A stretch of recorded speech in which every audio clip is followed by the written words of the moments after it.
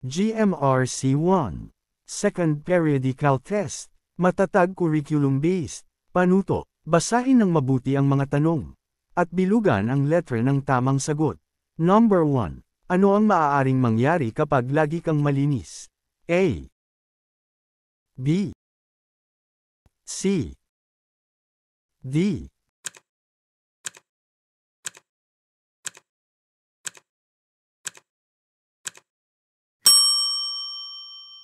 Ang tamang sagot ay letrang B.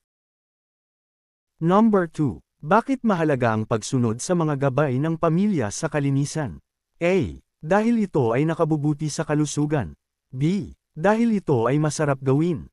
C. Dahil ito ay madali lang gawin. D. Dahil ito ay nakakatuwa.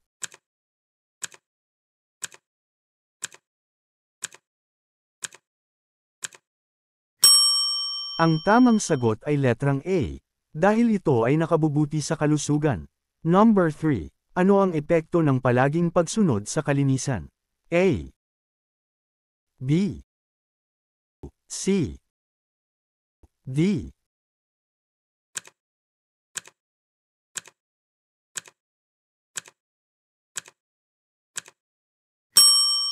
Ang tamang sagot ay letrang A. Number 4. Ano ang magandang epekto ng paghuhugas ng kamay? A. Makakaiwas sa mikrobyo. B. Madaling magkakasakit. C. Mabibigat ang kamay. D. Laging gutom.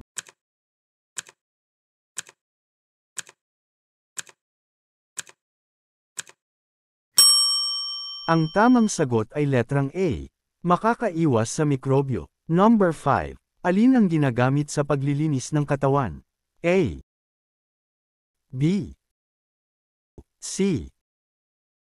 D.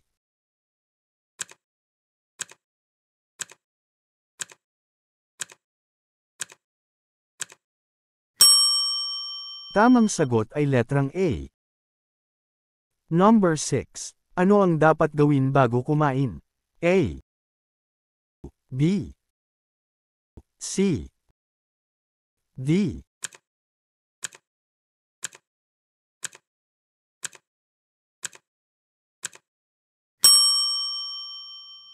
Ang tamang sagot ay letrang C.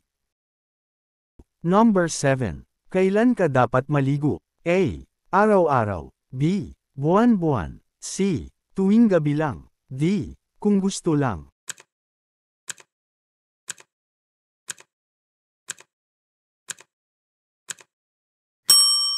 Ang tamang sagot ay letrang A. Araw-araw. Number 8. Ano ang dapat gawin upang laging malinis ang katawan? A. Laging maglaro. B. Matulog lang. C. Kumain ng marami. D. Laging maligo.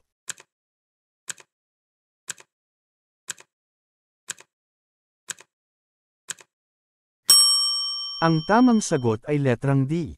Laging maligo. Number 9. Bakit mahalagang magsipilyo araw-araw? A. Upang magutom. B. Upang maging masaya. C. Upang mapanatiling malusog ang ngipin. D. Upang matulog agad.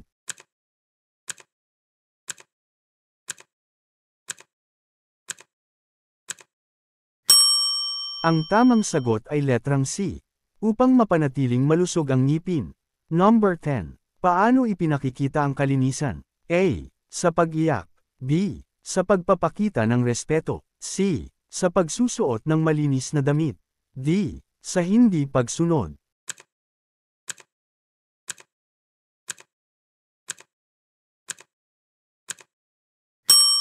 Ang tamang sagot ay letrang C. Sa pagsusuot ng malinis na damit. Number 11. Ano ang paraan ng pagtulong sa tahanan? A. B. C. D.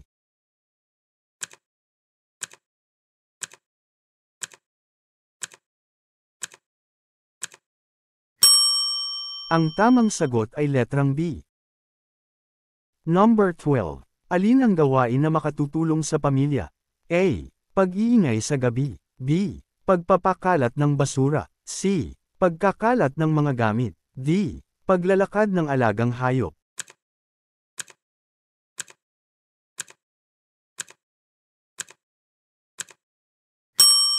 Ang tamang sagot ay letrang D.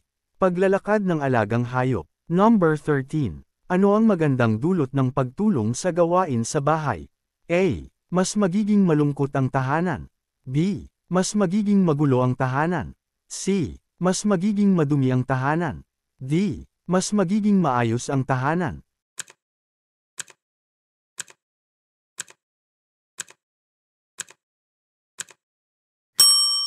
Ang tamang sagot ay letrang D. Mas magiging maayos ang tahanan. Number 14. Bakit mahalaga ang pagtulong sa gawain sa bahay? A. Upang gamaan ang gawain ng mga magulang. B. Upang mapagod ang mga bata. C. Upang masira ang mga gamit. D. Upang ninggayan ang kapitbahay.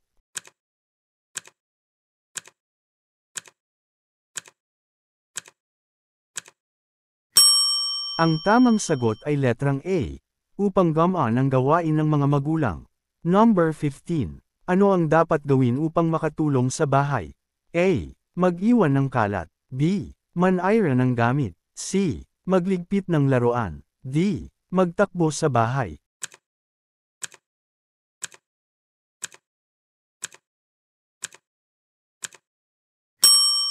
Ang tamang sagot ay letrang C.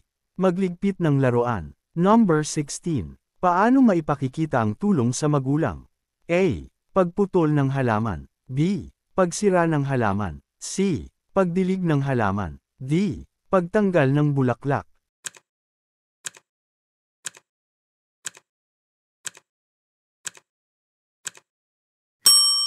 Ang tamang sagot ay letrang C.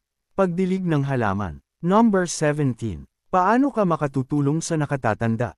A. Sa pagtakbo papalayo. B. Sa pagbibiro sa kanila. C. Sa pagpapagalit sa kanila. D. Sa pag-aabot ng kanilang gamit.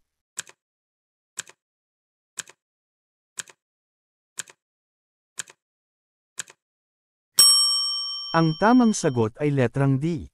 Sa pag-aabot ng kanilang gamit. Number 18. Ano ang mabuting dulot ng pagtulong sa nakatatanda? A. Nagpapakita ng pagkapagod. B. Nagpapakita ng paggalang. C. Nagpapakita ng inis. D. Nagpapakita ng kalituhan.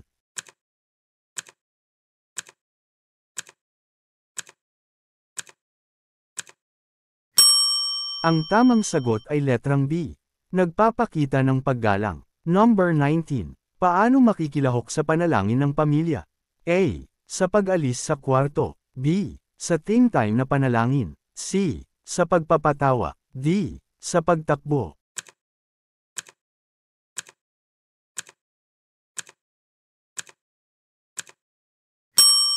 Ang tamang sagot ay letrang B. Sa ting time na panalangin. Number 20. Bakit mahalaga ang panalangin ng pamilya? A. Ito ay nagpapalapit sa isa't isa. B. Ito ay nakakapagod. C. Ito ay nakakabagot. D. Ito ay nakakainis.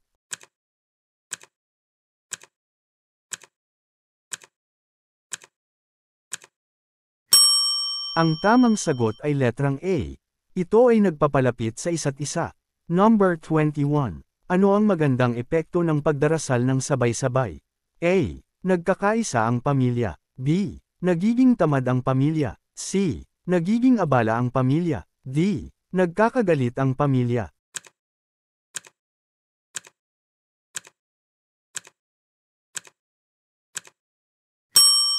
Ang tamang sagot ay letrang A. Nagkakaisa ang pamilya. Number 22. Paano nakatutulong ang pagdarasal sa pamilya? A. Nagpapatibay ng samahan. B. Nagiging masaya lang. C. Nagiging tahimik lang. D. Nagiging galit ang lahat.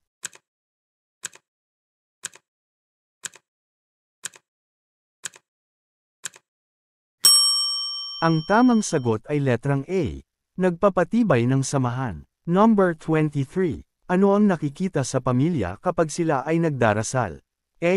Pagtatampo. B. Pagkakaisa. C. Pag-aaway. D. Paghihiwalay.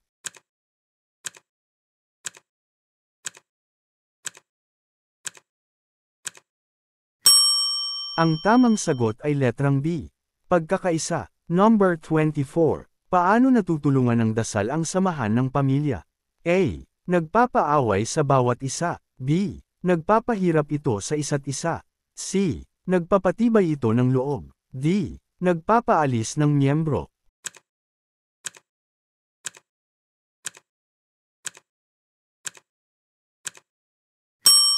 Ang tamang sagot ay letrang C. Nagpapatibay ito ng loob. Number 25. Ano ang iyong gagawin habang nagdadasal ang pamilya? A. Magtutulog-tulugan. B. Maglalaro sa labas. C. Kakain ng merienda. D. Magbe-razzle ng game time.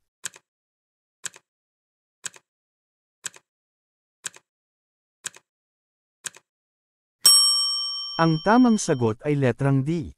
Magbe-razzle ng game time. Number 26. Ano ang magandang gawi tuwing nagdadasal kasama ang pamilya?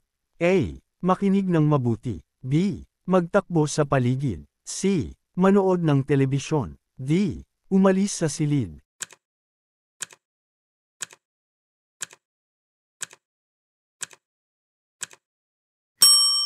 Ang tamang sagot ay letrang A. Makinig ng mabuti. Number 27. Ano ang dapat gawin pagkatapos kumain? A. Maghugas ng kamay. B. Matulog agad. C. Maglaro sa labas. D. Manood ng telebisyon.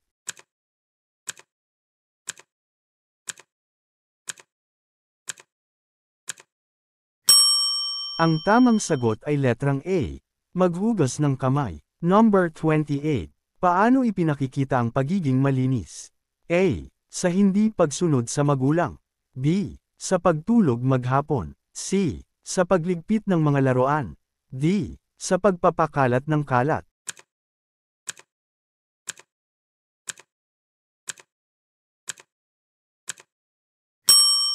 Ang tamang sagot ay letrang C. Sa pagligpit ng mga laruan. Number 29. Ano ang maitutulong mo kapag ang nakatatanda ay may bitbit na mabigat? A. Magtago sa kwarto. B. Tumakbo palayo. C. Mag-alok na tulungan siya. D. Manood na lang.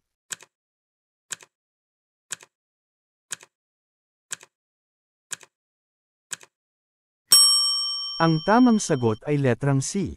Mag-alok na tulungan siya. Number 30. Bakit mahalaga ang pagtulong sa mga nakatatanda? A. Ipinapakita nito ang ating paggalang. B. Nakakapagod ito sa kanila. C. Nagiging abala sila sa atin. D. Napapagod ang iba.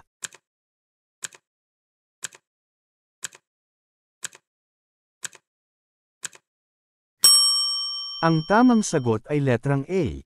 Ipinapakita nito ang ating paggalang. Comment your score below.